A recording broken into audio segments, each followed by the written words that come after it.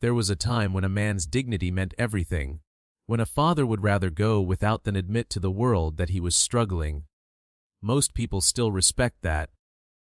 Most people still understand that kind of pride. But what happened on Family Feud one afternoon in the fall of 2023 proved something even more powerful than pride.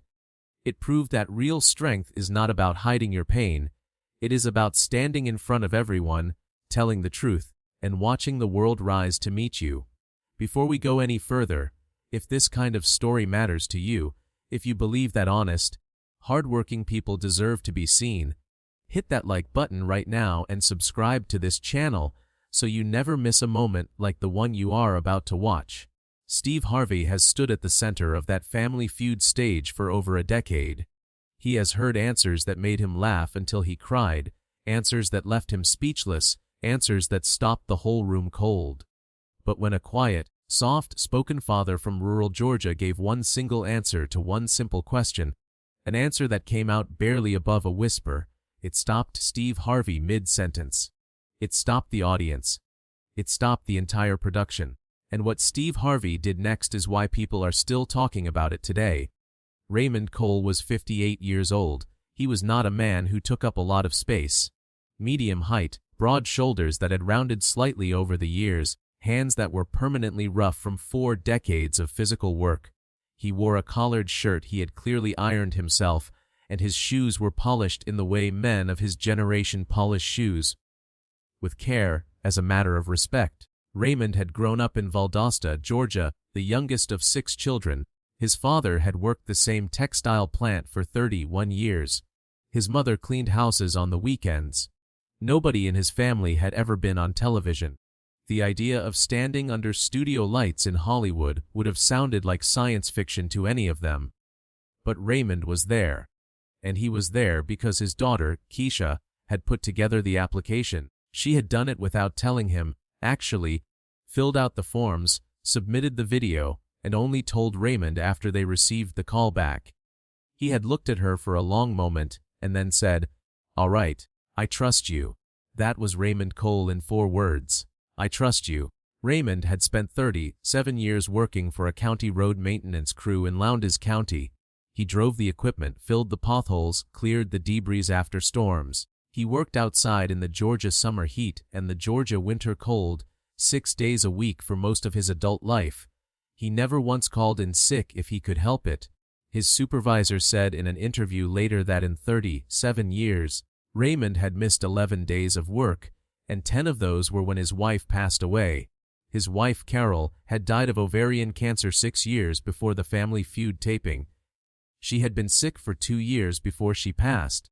Raymond had worked every shift he could get during those 2 years, not because he wanted to be away from her, but because the medical bills required it. He cared for her every morning before work and every evening after. His daughter Keisha, who was in college at the time, came home every weekend to help. After Carol died, Raymond kept the house. It was a small place, 3 bedrooms, a yard with a pecan tree that Carol had planted when Keisha was born. He kept the tree trimmed every spring. He never moved anything of Carol's from the bedroom dresser.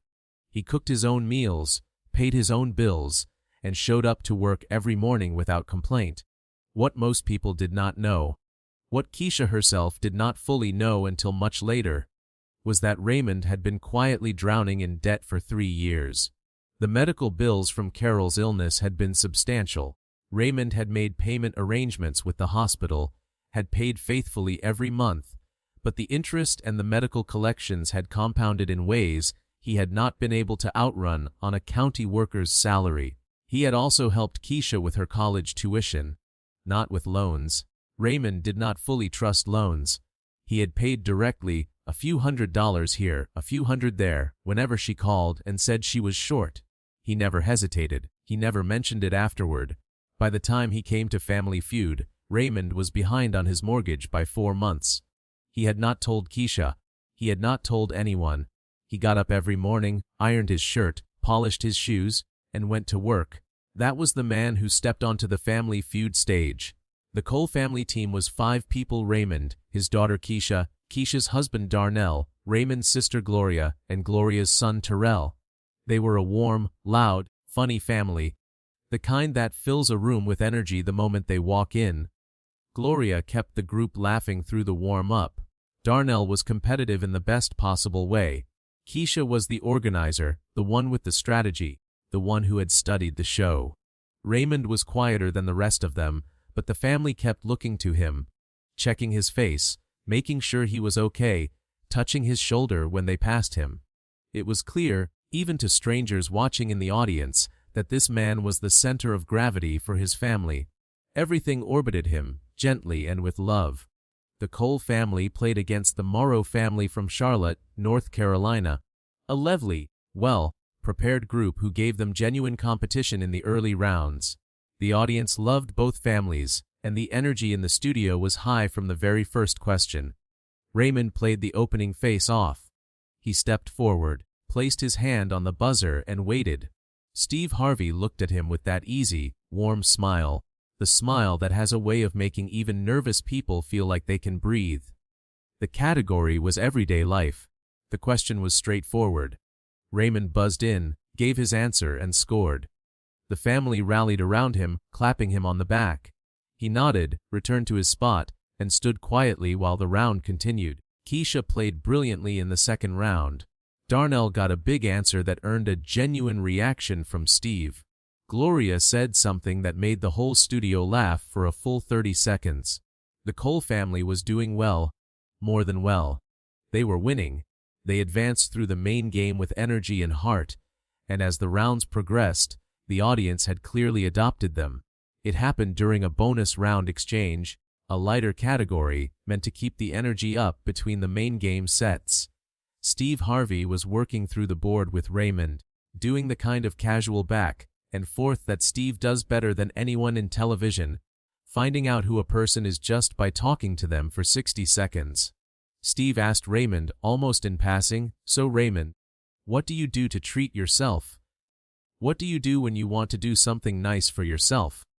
It was the kind of question that usually gets a laugh. People say things like, "I buy myself a good steak," or "I get a massage," or "I book a fishing trip." It is a human interest moment, a brief window into a contestant's personality before moving on. Raymond was quiet for just a moment, not a long pause, 2 or 3 seconds at most. But it was a different kind of quiet, the kind that changes the temperature of a room. Then he said in a voice so calm and plain it was almost hard to hear at first, "I don't really. I just make sure the bills are paid and there's food in the house. That's enough for me." Steve Harvey stopped. Not paused. Stopped. The audience went completely silent. What Raymond said was simple, but every person in that room heard the full weight underneath it. They heard 37 years of early mornings. They heard a man who had paid for his daughter's education a few $100s at a time and never mentioned it. They heard someone who had sat beside his sick wife every evening and gone to work every morning, because that was what the bills required. They heard a man who was 4 months behind on a mortgage he had not told his daughter about, still showing up polished and pressed because that was the standard he held himself to. They heard all of it, because some truths do not need explanation. They arrive whole. In the front row, Keisha had her hand over her mouth. She was looking at her father the way a person looks when they are suddenly seeing something they should have seen sooner, and it breaks their heart a little. Steve Harvey was not moving. He stood at the podium and looked at Raymond Cole with an expression that was not pity. It was something more like recognition. The look of a man who grew up without much himself, who knows exactly what it sounds like when someone tells the quiet truth about going without. Raymond did not look embarrassed. That was the thing that struck people most when they watched the clip later. He did not look down. He did not reach for a joke to soften it. He just stood there, steady and calm, the way he had stood through everything else in his life, not because he was performing toughness, but because standing steady was simply what he knew how to do. He glanced at Keisha. He saw the look on her face. His expression softened for just a moment, and he gave a small nod, the kind of nod that says, "I'm okay," the kind fathers give when they are trying to reassure their children, even when they probably should not have to. Keisha's eyes were filling up. The audience was completely still. Steve Harvey took a breath. He looked out at the audience. He looked back at Raymond. He asked, very gently, "Raymond, how long has it been like that for you?" Raymond thought about it honestly. "Oh," he said, "a few years now. Since my wife passed. You adjust, you find out what you actually need versus what you just thought you needed. Turns out you don't need much." Another silence. And then, from somewhere in the middle of the audience, someone started to applaud. Slowly at first, then more people joined. Within 5 seconds the entire studio was on its feet, not with the wild energy of a big game answer, but with something quieter and more serious. The kind of applause that means we hear you. Raymond looked genuinely surprised. He looked at his family. Gloria was crying openly. Darnell had his arm around Keisha. Terrell was nodding slowly with his jaw set tight. The way young men hold themselves when they are trying not to cry in public. Raymond looked back at Steve Harvey and said, almost to himself, "I didn't mean to make a fuss." Steve Harvey shook his head. "No, sir," he said, "you didn't make a fuss. You just told the truth." And people recognized that. They went on to win the main game. The energy had shifted in the room, not toward sadness, but toward something more determined. The Cole family played the final rounds with a focus that felt different from before Raymond's answer. It felt personal. Every point mattered more. Every buzz felt like a statement. When the last answer locked in their win, the studio erupted. Keisha jumped into her husband's arms. Gloria shouted something jubilant and covered her face. Terrell lifted his fist. Raymond stood at the center of it all and smiled. A real smile, the kind that takes over a face slowly and doesn't let go. They were going to Fast Money. Keisha went first in Fast Money. She was prepared, she had studied, she had a strategy, she had a list of the most common answers memorized. But more than that, she was playing for something specific now. Every person in the room knew it. She moved through her 5 questions with speed and confidence, landing solid answers on 4 of the 5. Her total 156 points. That meant Raymond needed 44 points from 5 questions to win the $20,000 prize. Steve brought Raymond to the podium. The audience was leaning forward. The production crew, the camera operators, the floor managers, people who had worked this show for years and thought they had seen everything, were watching with unusual attention. Steve put a hand on Raymond's shoulder. "Raymond," he said, "your daughter left you 44 points to win. You know what that means?" Raymond nodded. "It means she did her job," he said. "Now I've got to do mine." The audience loved that. They responded with the warmth you give to a man who has just said exactly the right thing. The clock started. Steve moved through the questions with purpose. First question: name something a person does every morning without thinking about it. Raymond said, "Make coffee." Number 1 answer, 41 points. The room responded with a burst of sound that Raymond absorbed with a single nod. Second question: name something children always ask for that parents always say no to. Candy. Number 1 answer, 38 points. The audience was getting louder with each reveal. Third question: name a reason someone might call in late to work. Raymond paused for just half a second. Car trouble. Number 2 answer, 27 points. Not the top answer, but strong. The board lit up and the audience applauded. Fourth question: name something people collect but never use. Coupons. Number 1 answer, 34 points.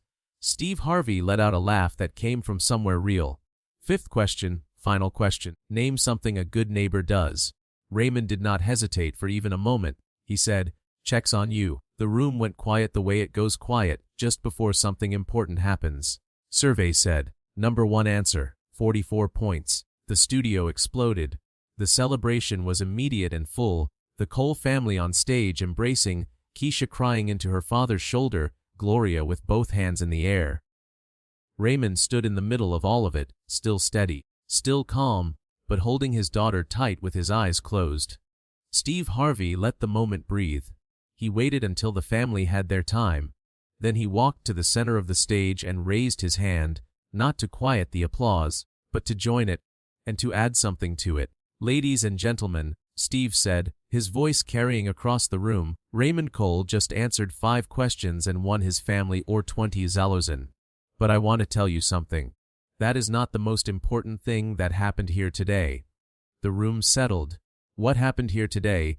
Steve continued. is that a man stood in front of all of us and told the honest truth about his life, not to get sympathy, not to make a scene, but just because he is that kind of man, the kind who doesn't dress things up, the kind who shows up every single day and does what needs to be done and doesn't ask for anything in return. He turned to Raymond directly. Sir, I grew up watching men like you, men who made a way out of nothing and never once complained about it. You are the reason people like me know what hard work actually looks like. And I want you to know that this room sees you. I see you, Raymond Cole, who had not cried publicly in 6 years, who had stood at his wife's grave with dry eyes because he was holding Keisha up and he did not have the room to fall, pressed his lips together and looked at the ceiling for a moment. He did not fall apart. That was not who Raymond was, but the room saw what it cost him to hold it together, and they honored it with the kind of silence that is louder than applause. Then Steve Harvey said, I am personally going to make sure that this family's story gets told, because America needs to see more Raymond Coles. The episode aired on a Wednesday evening. By Thursday morning, the clip of Raymond's answer, I just make sure the bills are paid and there's food in the house, that's enough for me, had been viewed more than 4 million times across social media platforms. By the end of the week, that number had passed 20 million. The comments told a story of their own. Retired teachers and factory workers and nurses wrote about their own fathers, their own husbands, men they had watched carry everything quietly and never ask for help. Veterans wrote about recognizing something in Raymond's posture, his stillness, the way he held himself. Parents wrote about their own children and about the things they had done that no one had ever known. One comment, shared hundreds of thousands of times, read, My father said almost these exact words to me 30 years ago, and I didn't understand it then. I understand it now. I'm going to call him. Keisha found out about the mortgage 3 days after the taping, when a viewer who had some connection to the family's counties sent her a message that was meant kindly but landed like a stone. She called her father. He picked up on the second ring. She asked him directly, and he told her the truth, calmly, the way he told her everything. She did not get angry at him. She understood because she knew her father, and she knew that keeping that worry from her had been his way of protecting her.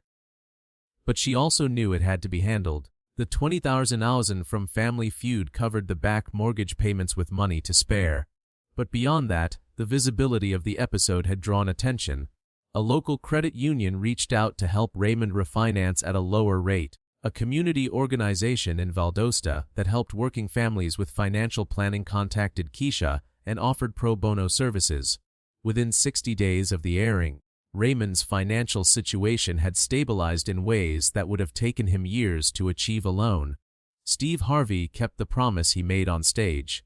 Through his team, he connected the Cole family with his foundation, which provided Raymond with a supplemental grant to help cover the remaining medical debt from Carol's illness. The debt that had been quietly bleeding Raymond's finances for 6 years. Steve also featured Raymond on a segment of his talk show, which aired 2 months after the Family Feud episode. The segment was not a formal interview. It was more like a conversation. Steve and Raymond sitting across from each other, talking about work, about Carol, about Keisha, about what it meant to be the kind of man who just keeps going. The segment was 20 minutes long. The producers said it was the highest, rated 20 minutes of that talk show season. At the end of the segment, Steve asked Raymond if there was anything he wanted to say to the people watching. Raymond thought about it for a moment. Then he said, just that it's okay to need help. I spent a long time thinking I could handle everything by myself, and I mostly could, but mostly isn't always enough. If someone offers you their hand, take it. That's not weakness. That's sense. Something shifted between father and daughter after the Family Feud episode, not in their love for each other, which had always been enormous, but in the way they communicated. Keisha began calling every Sunday evening, the way Raymond used to call her during her college years. She started asking different questions, the kind that get past "I'm fine" and into the real answer. Raymond started telling her things he had kept to himself before. Not big things, necessarily. Small things. How his back had been bothering him.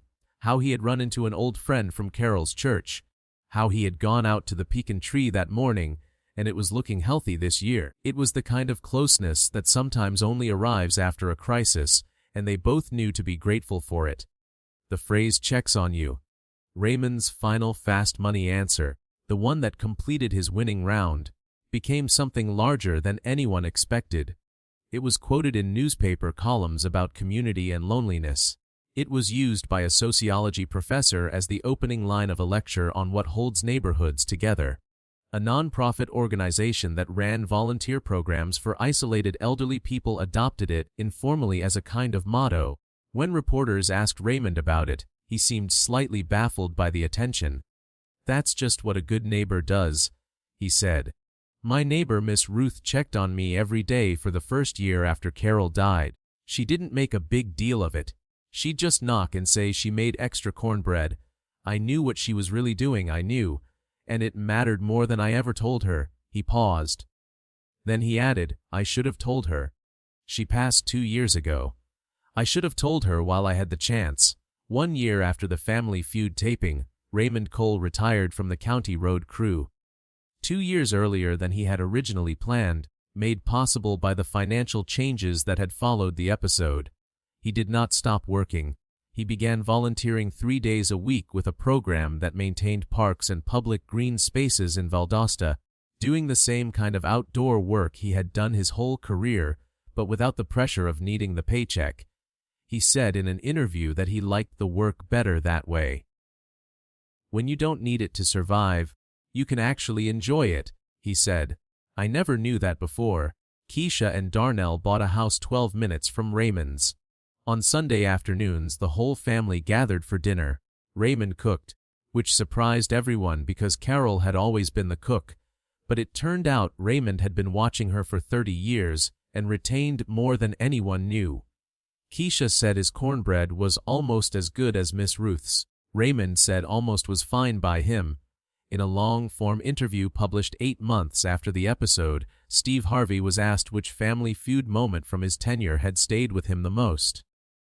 He did not hesitate before answering. "Raymond Cole," he said, "without question, because Raymond Cole walked onto my stage as a man who had been invisible for a long time, not because the world was ignoring him on purpose, but because men like Raymond are trained from birth to make themselves invisible, to not ask, to not need, to handle it and move on." He continued, and all it took was one honest answer to one simple question, and suddenly this man who had been invisible was the most seen person in the country, because everyone recognized him.